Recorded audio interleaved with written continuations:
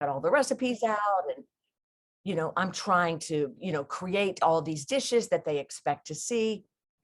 Well, I changed that tradition. And now that my children are adults and they have significant others, I gave them and their girlfriends and my daughter and whoever she brings home um, recipes to cook in the kitchen instead. And they've now owned that. And now they get excited about what they're going to do. But as my kids grew older and we started moving and they started moving, I don't know how many of you are like me and you have so much stuff in storage, but a lot of my traditional things that we would bring out every year were boxed up and I couldn't find them. The manger scene went missing, and the embroidered stockings that we would put out every year, you probably have those too. I can't find those now. Special ornaments, from their childhood, they're in a box somewhere. So initially I felt that sting of disappointment and guilt, but it forced us into new traditions. We used to go every year and serve meals to the homeless, but COVID has restructured that tradition. So that's what we want to talk about today is what are the things that are threatening your holiday traditions? And just to say, look, it's all going to be good, even if it's not the same. We're going to get through it. Things are going to be okay. So maybe these traditions should change. What if we could have less stress? What if we could have less resentment? What if we could have less sense of overwhelm? So the number one key to all of this, and we know whether it's the holidays or any time, is to plan ahead and set realistic expectations. You're going to hear a lot about that today. So let's start with the big tradition, the family get together. Well, what does that really mean anyway? And what should it mean? Because what we're really craving is sharing, right? We're craving that time together, and the meal, all the falderah, that's just the background. So what else can you do? Or what else have you planned for this year?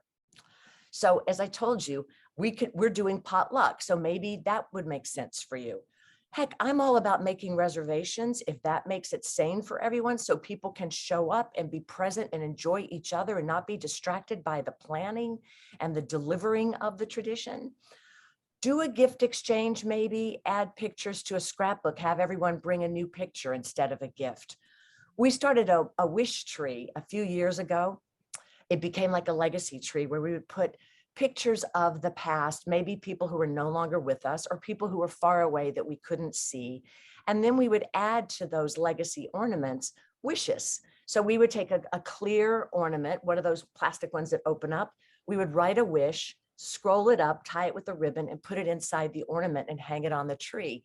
And that became a ritual in and of itself where we would, put fairy dust on it and put our intention for the wish to come true. And then at night we would have sparklers, and it became a whole new tradition that grew out of the fact that I couldn't find my ornaments.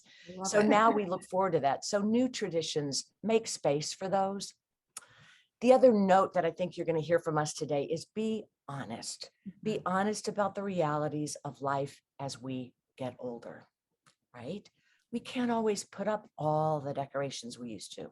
We can't always host the gathering for 20 or 30 people. We can't bake pies from scratch. So adjust the expectations. And especially for all of us who have family members that are experiencing dementia, adapt the environment for those people, and it might be you too, who need a break from all the noise and all the action, right? So just a few tips I want to run down before I toss things over to Marti and Allison. I do want to encourage all of us to think about how can we make things shorter, simpler, and smaller. So think about what you can minimize or change, not just at the holidays, but in your life. What are the things that can be reimagined so they hold the same meaning and connection to the past? But do you really need to serve things on the good china? Do you really need to pull out the crystal? What can you do that's store-bought? Do you have to have a whole meal, or can you just do appetizers? Can you have cocoa and cookies and maybe sparkling cider and champagne? Do you have to hand wrap everything? If you love that and that brings you joy and peace, great. But if it brings you craziness, throw it in a gift bag. And here's one tip that I've learned the hard way, and maybe you guys are smarter than me about this, but when you're having those gatherings at home, tell people when it will end. because if you don't, it will never end, right? And then you've got a house full of people and it's like, well, I thought this was a dinner or I thought this was a drop-in. Say it in your phone call, your email, or your invitation, what time you want things to end, because when they leave, you've got to clean up. You got to put everything back together. We talk at Leeza's Care Connection a lot about focusing on what's left instead of what's lost. So what do we mean by that? Use retained abilities. So if your loved one has dementia, there are lots of ways that you can use the abilities they still possess and keep everyone involved in the spirit. As we know, most people with dementia don't remember the past, the immediate past, but they remember the long past, and they remember just about every song they've ever heard. Yes. So pull out those photo albums of families and friends, find that holiday specific music that will trigger warm thoughts for them. I love to get plastic ornaments in different colors and have your spouse or your mom or whoever has the dementia, have them separate those by color or size, or get out the cloth napkins and have mom fold them or insert them into the napkin rings. Get out the old holiday cards and just reminisce. But the point is just think about the things that will make your loved one feel especially useful. And we know a lot of that is around cooking. So have the ingredients out for cooking, not the things that you're going to cook with, but the ingredients for him or her. So have out the sugar and the baking soda and the flour and set that aside and put out a couple of eggs and the chocolate chips so that mom can make a recipe and you don't have to worry about it being measured properly, but she's contributing. So we talk about meeting your loved one where they are because they can't join us where we are in our world. Get ready to hear that same story multiple times. This is great advice for any time of year. And this is whether there's dementia in your family or not. You know, we love to retell our stories. And that's a privilege that you should allow, especially to our senior family members. They've earned it. And when we tell those stories, it fires up the brain cells. It connects those synapses. So it makes them feel more valuable. It offers them dignity. And hearing these stories is a great way to connect. That's what we come away with rather than the meal and the setting. Don't try to make them wrong. So we talk about avoiding direct corrections. This is hard, and this is something that those of you who are in our community at Leeza's Care Connection, we focus on this a lot. So you're hearing the story, you know the story's not right, you know it happened differently, but instead of correcting, what do? We go with the flow, right? You engage your loved one by asking questions that are this or that questions. So let's say mom's telling a story and you know the story's not right. She said her very first car was a Mustang and you're thinking, well, no, I think it was a Pontiac. That's what you used to tell me, but that's irrelevant, right? So you're going to ask her this or that question about the story. So mom, was it a red Mustang or was it a white Mustang? And then be prepared to say great to whatever answer they give you, right? Whether it's the right answer or not, allowing them to contribute. And I know a lot of times our loved ones start talking about someone who's deceased, and it's our tendency, or something that's changed that's no longer a fact. And it's our tendency to want to say, well, that's not, they're no longer here, mom, or you remember we moved from that house. This is our snap out of it, danger zone. It really is cruel to try and inject reality for someone with dementia. So we don't inject reality, we redirect, don't we? So we ask those this or that questions. Tell me about the house that you lived in back then. This or that. Did you like Andy Williams or did you like Elvis Presley back then? Did you do the twist? Did you do the Watusi, whatever it was, or change the subject altogether? So, mom, for dessert, do you want pecan pie or do you want apple pie? Think about your physical space when you are having your holiday gatherings. We know it can be overwhelming. There's music going on, there's kids running around. So we talked about planning ahead, plan a way to create a way to manage that. So if you've got your dinner table set, think about the person who has dementia being on the edge of that table and not at the center of the table, because If it gets to be all too much, you will be able to gracefully take that person away. Maybe it's too much for you. You can go away too, and you can just kind of recenter, take a breath, and rejoin the action when you can relax and recharge. So I'm excited to hear all of your tips. We want to share all of this with our group and what you're doing, but I want to turn things over, Allison, to you right now. And as Marti said, Allison is our director at Providence St. Joseph's in Burbank, California. So she and I get to see each other more than I get to see the West Coast folks, but I love being there together with all of you. And Allison, I think you're going to talk about starting new traditions and ending old ones. Is that what you want to go to now? Yeah, I was thinking about my family, especially. Thank you for that question, Leeza. And before I go into the new traditions, I wanted to say your advice is so helpful, because for us as caregivers, our patience pays off. If we don't have patience, it's just going to aggravate them, our loved ones, and ourselves. So your tips on how to maintain patience and sanity really results in a net gain for all of us. So as we know, the holiday season is sometimes stressful. There's so many things that you have to do.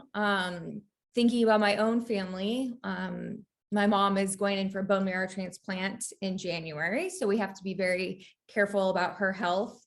And so we've decided to do some new traditions. At home, years ago, growing up, we used to always fight over putting up the tree. My mom wanted this great big tree.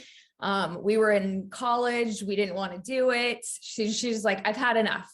I'm buying a palm tree and putting lights on it. And then we didn't even want to engage in like taking that down with her. So it's actually still up in our living room, a palm tree with ornaments and lights. We're a very classy family. But that ended all of the fights around what we needed to do. So some other things about family traditions, starting them, ending them, don't feel guilty, it's okay. Things have to change. That's just life. But if you are upset about ending a tradition, make sure that you spend some time to grieve it. It's okay. While you're grieving it, focus on the meaning of the tradition. Was the tree a time to get together and, as a family and create something? Or was it the end result of, lights in the living room and then putting presents under it? And, we decided it was lights in the living room, putting presents under it. And as we grew older, there became no presents. We just used stockings. And again, as things par down, we just focus on the meaning of the moments. You cherish those moments one at a time and are grateful for them. And not only that, but any new tradition can start a new tradition. So that can always be fun, starting a new tradition. And definitely always remove the word should from your vocabulary around the holidays. There is nothing that you should be doing except self-care. Always making sure that you're taking care of yourself. And that can mean smaller meals, small movement throughout the day. Give yourself permission to do only one thing, or have one gathering or one meal. Just be flexible and kind to yourself and your loved one. And definitely establish boundaries, because the holidays, again, I love, Leeza, your tip about setting an end time for gatherings. That's great, because, your loved one may, sundown. So you want to make sure that all the guests are gone by the time that happens, and you have enough time between then and the sundowning to prep yourself and your loved one, and trust your instincts. Healthy boundaries can ward off burnout. So that brings me to our next section, which is Marti, and I believe you're going to talk about how you could prepare your loved one for the holidays, for visits from family or friends. Thanks, Allison. I know this has been a really hard year for Allison. with her mom, and lots of changes and different things. So thank you for really being humble enough to share that, but also sharing how you guys have really changed your holiday because of your mom. Mhm. And so, and it is hard, especially if you have younger kids or grandchildren. Um, you know, really, it's all about when you're taking care of somebody else, right? It's not all about you. It's about what they need. And so to keep that in perspective, as far as, you get to be in charge of the calendar, you get to be in charge of the planning. So use it and be okay with it, right? So your loved one the best more than anybody else. So if you know that they don't wake up until 10 o'clock and they have a rough time after 3 o'clock in the afternoon, but the rest of your family wants to have, appetizers and start the event or start the gathering at 5 o'clock, that's not a good time. And you know what? You're asking for trouble. You're like, well, you know what I mean? But because you feel bad about it. But the reality is you're the one that is dealing with it. So take control of that. And, whether that means conversations ahead of time, probably not this week. I mean, we are only a couple days out. Probably should have had that conversation, a while back when the plans were being made. However, if it doesn't work for you, it doesn't work for you. And that's okay. You have control to plan smaller events or control the calendar. So if maybe there's lots of people that we're planning to come over, maybe short visits and, and time them appropriately. It's about controlling your calendar, and which we talk about a lot here too, because your loved one the best. Um, because of your experience, and Allison touched on it a little bit, your instincts are the best. Don't just throw it out there and think, well, I hope it'll be okay, right? Use your instincts, use the things that you already know and work off of those to create the most, the outcome that could be the best, right? You got to set it all up. So it might not work out either way, but at least you're preparing for what could be the best scenario. All right. So let me see what else I wanted to share about that. The calendar part. There is, I love also what Leeza said about an end time and also an exit plan, right? So if you need, I mean, my husband and I have certain words when we walk in somewhere, if, one of us is ready to go, kind of the same thing, right? I mean, when your loved one's getting agitated. So go ahead, have your exit plan, have it prepared in your mind. Like, I mean, you can make it up. I don't know. It can be, I got a phone call coming. I got to be home. It could be, it's time for such and such. We need, we're planning on leaving. Or you can, when you walk in the door, you can say, we're going to need to leave in about an hour and a half, whatever it is. But you just have that plan in your mind.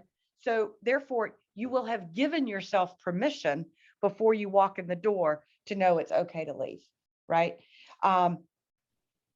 And so, and just to be aware of your loved one during that time. They might love being with other people. They might be having a great time. Maybe they've gotten involved. I know I have a grandson who he was better at connecting with my father-in-law than anybody else. And Jax was, 5, 6, 7 years old and would spend and was able to sit and visit and play with my father-in-law, who was in later stages of vascular dementia, than anybody else, because we tried too hard. We were trying to play some music. We were trying to sing some songs. We were trying to have a conversation. We were trying this. We were trying to smile. We were trying to laugh, trying all these things. And you know what Jax did? Just stood there next to him and had a toy in his hand. Kids don't try. It's just natural for them to not be afraid of something else or something that we can't understand. And so when you see your loved one engaged, take note, first of all, I need to try that. but also let it happen and let it continue to happen. Just recently, I have a neighbor that has been diagnosed with Alzheimer's, and her husband and several of our neighbors were in our front yard, and we were having a cookout. Not a cookout. We were just drinking, is what we were doing. To be honest with you. And so- Busted. Be honest. I know. I could not lie. It came out so clean, and then I realized that's such a lie. So we were drinking in the front yard, and my neighbor she's early stage Alzheimer's, and we're pretty new to the neighborhood.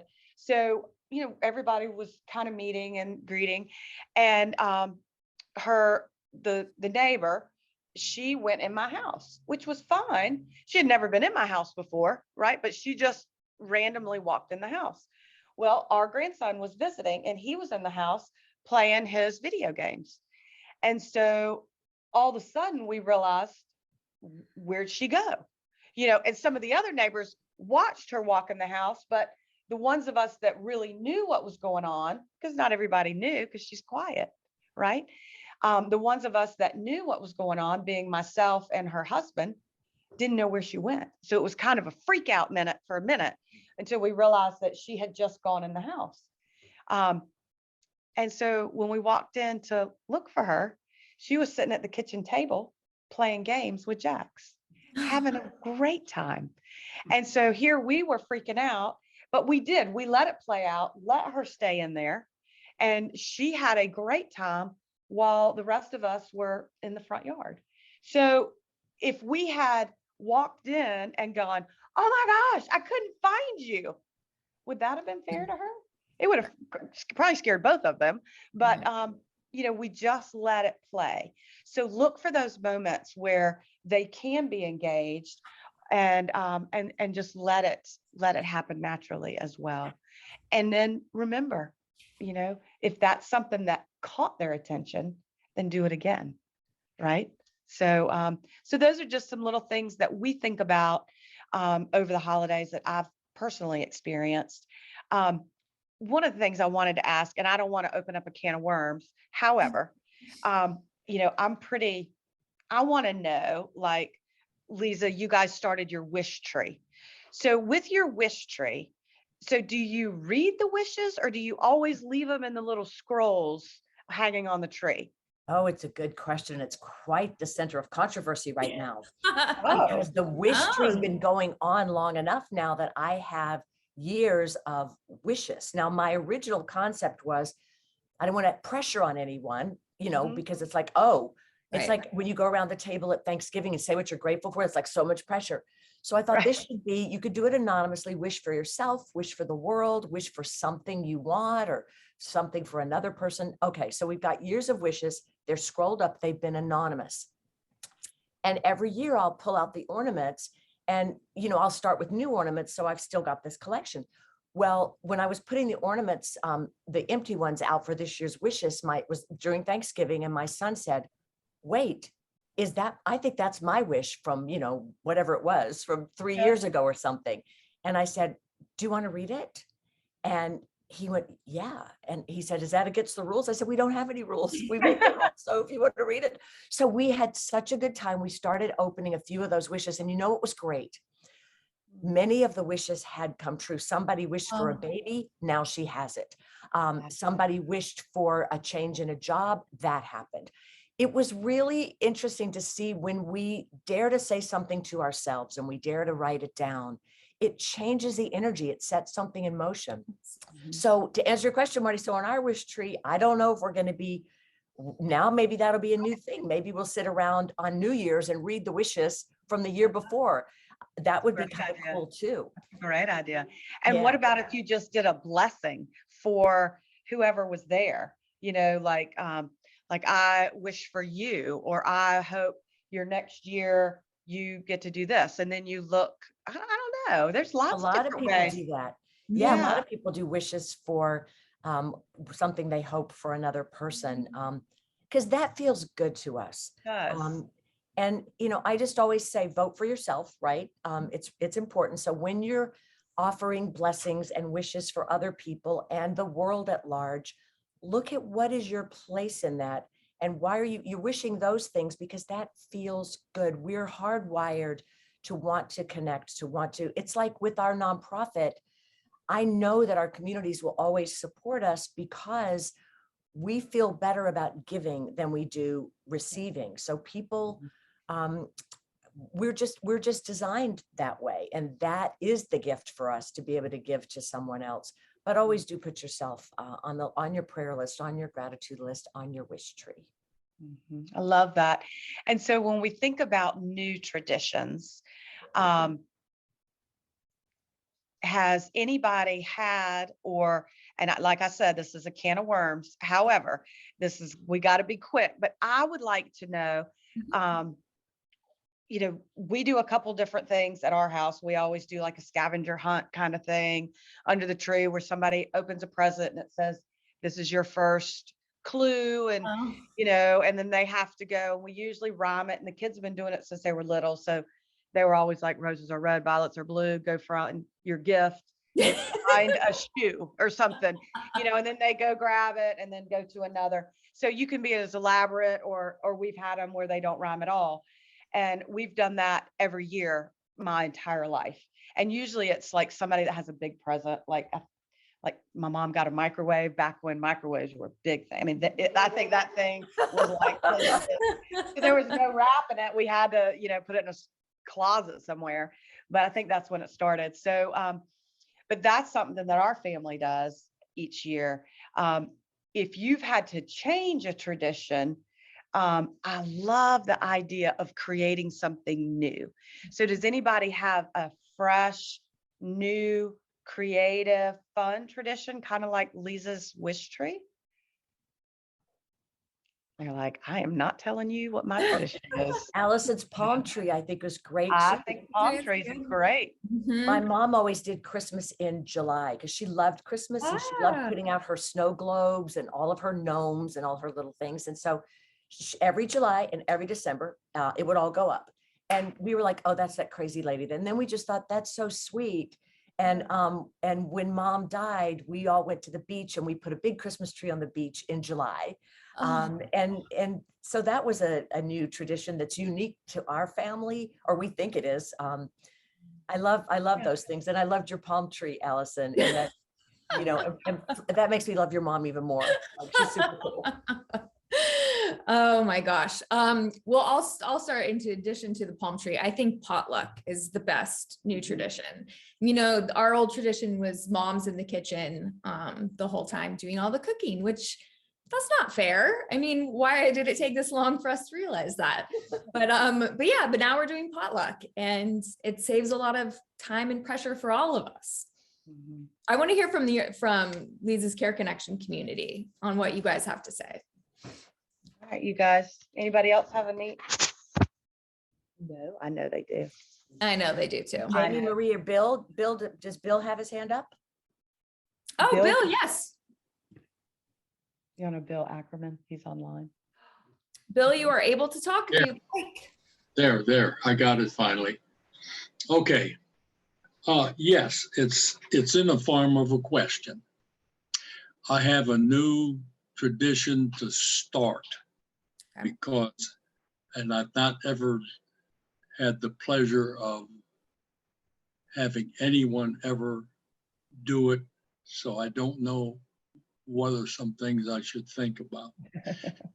My wife is now in a hospital bed in our bedroom. She can no longer walk, so she can't come out with the big trees and where the people are and that kind of thing, and she really doesn't feel comfortable doing that. So what I'm trying to figure out is just how much Christmas should I bring back in there, and how should it look? Now, I'll give you one thing that I'm thinking about. She made about 1.5 foot Christmas tree. One of these things you bake and then you paint them and put the lights in them and the holes and that kind of thing. Oh, yeah. So I'll say, well, my opinion is I'll take that instead of where it is, and I'll move it back into the bedroom for her. But I'm just not right now I don't have a whole lot of ideas. That's the only one I got. So, you know, she's in a position where she won't even know it's Christmas. Mhm. And I mean, you can tell her it's Christmas, then she'll know it, but she doesn't know it. So anyway, anybody got any ideas about that, about how, you know, what you do in those kind of circumstances? Well, Bill, do you remember what she loved about Christmas? Was it the music, the scents? Was it the lights? Those could easily be adapted in small portions in the room. Maybe with some Um, Christmas lights hung on the window, or, you know, a candle that smells like pine trees or cinnamon. Okay. I Yeah. love what you said though about taking the tree that she made Mhm. and bringing that in. You know, you're right when you said she doesn't know it's Christmas, and that may be the absolute fact for so many. But a heart never forgets love and safety and security. And you know, they always remind us, you know, that with someone with dementia, um, we're responsible for whatever energy we bring into the room. So you, Bill, know that better than anyone, that when you go into her room, you represent what Christmas is, what Allison was just saying, which is those feelings of warmth and safety and calm, or excitement, or something that feels magical. So, Yeah. you know, it's hard to know what she may respond to. And it sounds like, Bill, she's in getting into the advanced stages. So that's got to be even more challenging for you. But what I love is you are still interested in finding out where she is now and Yes. meeting her where she is now and finding out what does Christmas mean to her right now. And that's everything. She does like, she still appreciates music. Yeah. And I could, you know, do that, find the music on the TV. You know, Yeah. they have all these different stations. So that'd be one, another thing I could do that wouldn't be invasive. Right. And then maybe we could sit back together and just sing Christmas songs. Yep. Yes. And Bill, I know I I'm just going to add this because I talked about the snow globes. Mhm.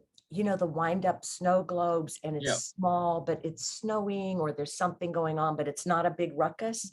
Maybe Right. she might respond to something like that if there's one of them that's programmed to the tunes that maybe she would remember. Good.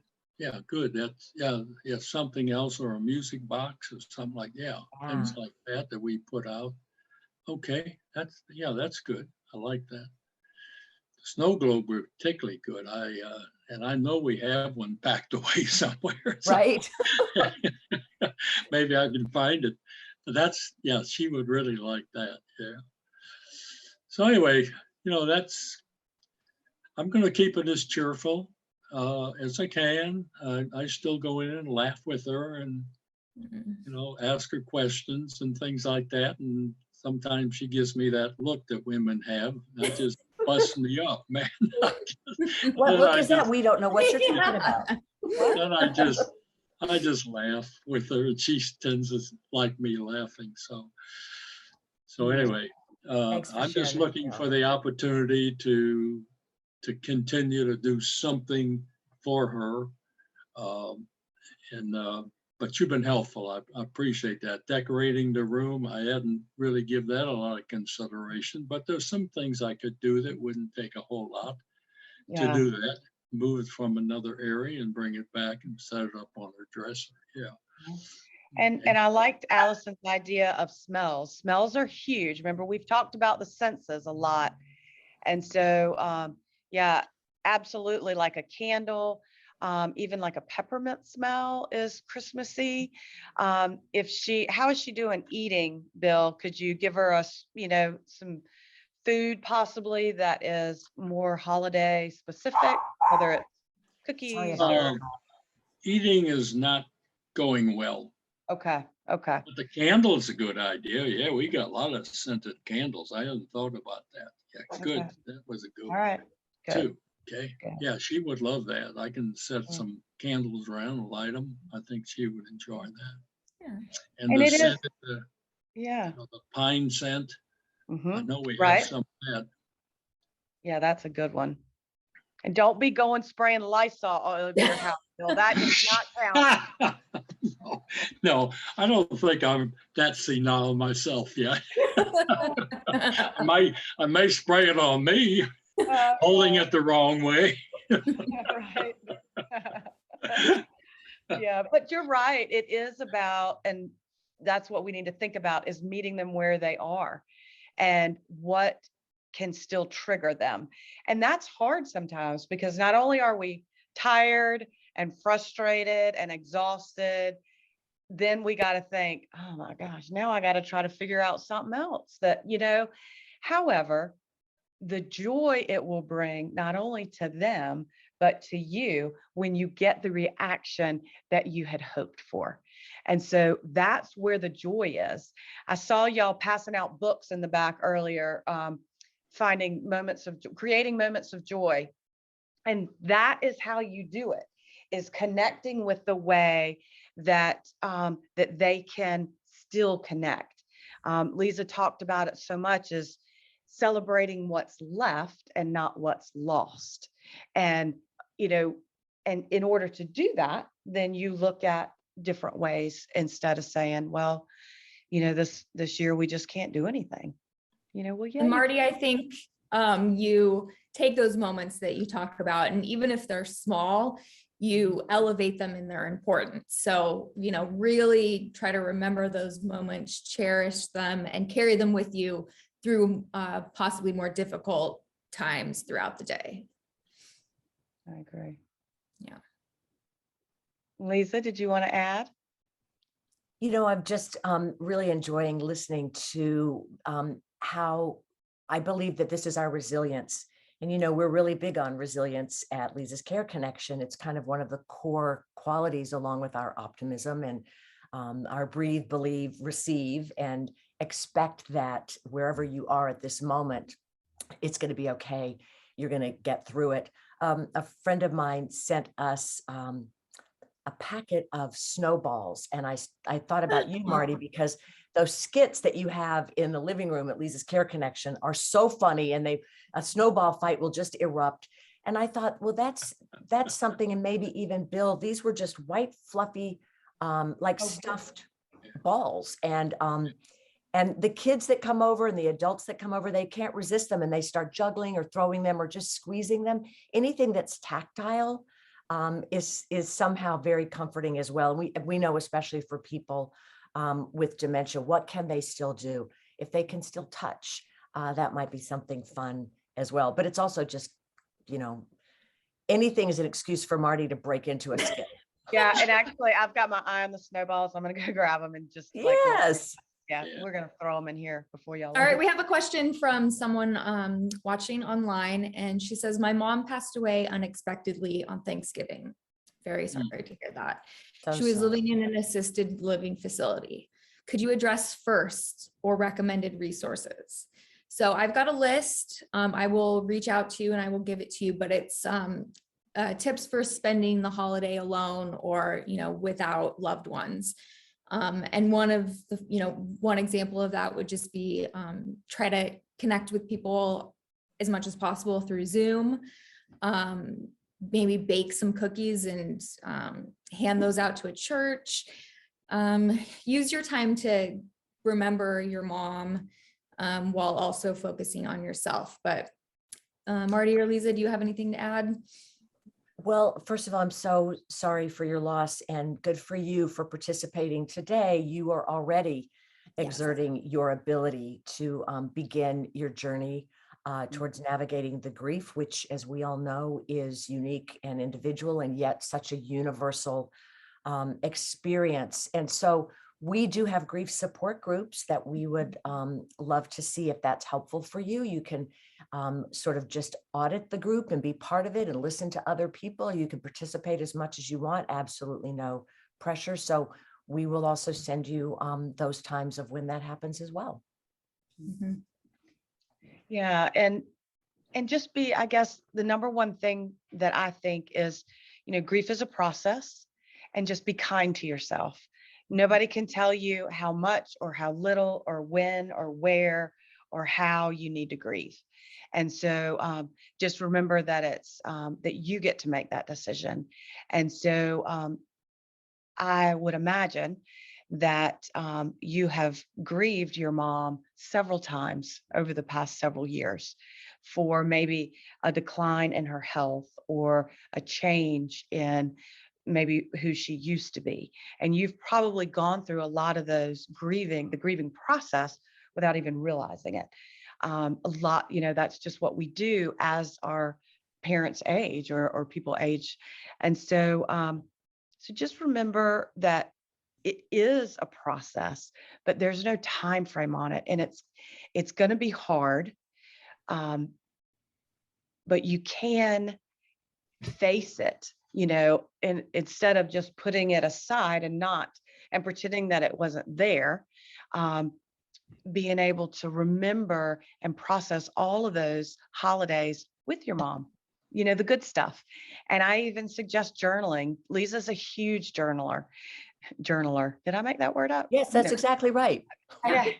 So, but really, because that way, especially while it's fresh on your mind, you can, you will remember all the beautiful things about the holidays, and it'll help you kind of process and find some of that joy. It might hurt, but you can't have two emotions going at the same time. You can't have joy and sadness at the same time. So at least you'll experience that joy while you're thinking about it.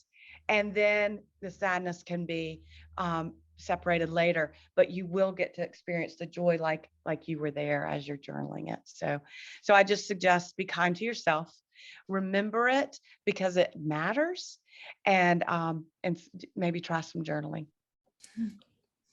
Yeah, we wish you strength on that journey. And as we said at the beginning of this time together,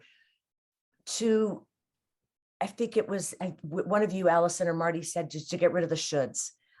There's no should, there's no way to do it. There's no way to celebrate. There's no way to grieve. These are all choices that make sense for you. And as people in part of a community that want to support others going through different stages of life, sometimes the best way to support that is just to listen to what you are feeling. If you need a good, I'm a big one on primal screaming. Yes. I think sometimes if you just an audible exhale, like, oh, sometimes you just need to get that physical energy out of your body. Ooh. That's why we do so much moving at Leeza's Care Connection. So it's the same with the stress and anxiety we feel the holidays, the grief that you're feeling over your mom. It does get trapped up in there. So walks, good cries, hot baths, calling a friend and saying, don't you say a word. I just want to bitch to you on the phone. That works too. Yes.